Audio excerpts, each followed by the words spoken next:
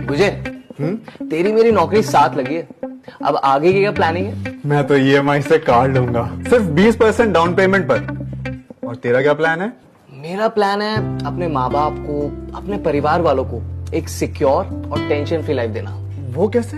Postal life insurance यानी PLI, ये देश का सबसे पुराना और भरोसेमंद बीमा है, जिसमें मिलती है डाक विभाग की गारंटी।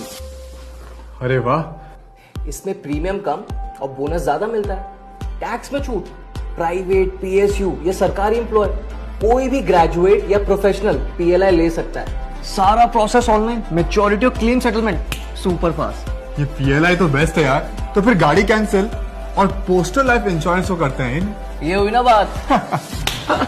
जब व्यक्ति के पास बीमा की ताकत होती है तो कितना लाभ होता है। सुरक्षित भविष्य के लिए आज ही पीएलआई करवाइए। डाक सेवा, जन सेवा।